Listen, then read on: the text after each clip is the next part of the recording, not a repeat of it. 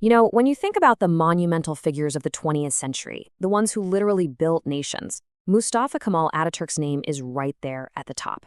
As the founder of modern Turkey, his legacy is etched into the very soul of the country he completely remade. And this is the version of him we all know, right? The powerful general, the revolutionary president. You see his face everywhere, on statues, on money. He's the official icon. But what was going on behind that stoic portrait? What was the real engine driving one of the most incredible national transformations of modern times? So let's really get into it. Well, it turns out the answer has been sitting there on his bookshelves this whole time. By digging into the books he read, and more importantly, the notes he left in the margins, we get this amazing peek behind the curtain, right into the mind of a nation builder. And what you find there is just wild. Forget what you'd expect, like just politics or military strategy. Look at this. These are his actual notes on the Mayan language. Seriously, the ancient language from Central America. And it wasn't just the humanities.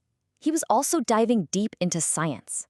This is a chemistry textbook from 1913, years and years before the Republic was even a possibility. At the same time, he was soaking up the most progressive social ideas out there. This is a report from an international feminist congress. He was paying close attention to this stuff. And then he's also studying Western industry, underlining passages about guys like Andrew Carnegie. I mean, the sheer variety here is mind-blowing. So what does it all mean? It means his famous reforms weren't just pulled out of thin air. They were the result of serious, methodical study. Let's start with one of his biggest moves, the language revolution. Just look at this contrast. On the one hand, he's going all the way back to the roots of his own people's language, these ancient Turkic scripts. But on the other hand, he's looking at something totally unrelated like Mayan, because he's trying to figure out the universal rules of how languages actually work. And this wasn't some abstract academic exercise. He was getting his hands dirty. Here he is, literally practicing the Greek alphabet, letter by letter, like any other student. He was doing the homework. And here's the point of all this. This relentless studying wasn't just a hobby.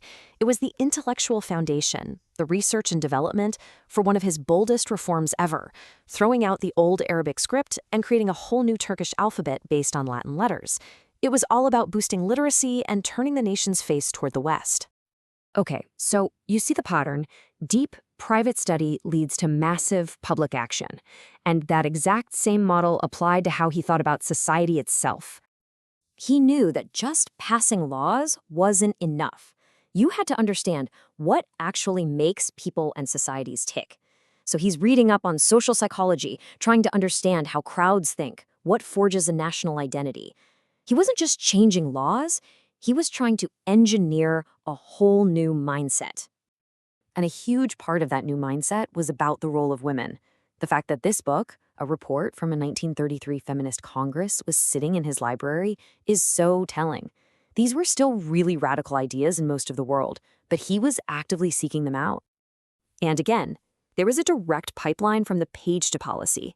The ideas in these books became the blueprint for some of the Turkish Republic's defining features: a secular government and full political rights for women, way ahead of many so-called advanced nations at the time. Now, we all know Ataturk was a military mastermind, but his library shows he was studying strategy and leadership in places far, far away from any battlefield. He just got that the core principles of success, things like organization, managing resources, taking initiative, are pretty much universal. So while he's reading up on classic military theory, he's also poring over books about business, learning how industrialists built their empires. For him, leading an army and building an industry were two sides of the same coin. And he was pulling out these core lessons. In that book about business, he heavily underlines this one simple phrase: aim for the highest. It's like a perfect little summary of his entire approach, not just for a CEO, but for someone trying to build a nation. So when you finally step back and look at his whole library, one single idea just shouts out at you.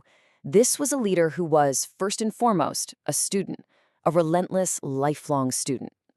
His curiosity truly had no limits. Philosophy, Eastern history, psychology, social ethics, what society might look like in the future, you name it, he read it. His mind was constantly crossing borders, hunting for any piece of knowledge that could help him solve the massive problems he was facing. And maybe no single sentence he marked sums him up better than this one.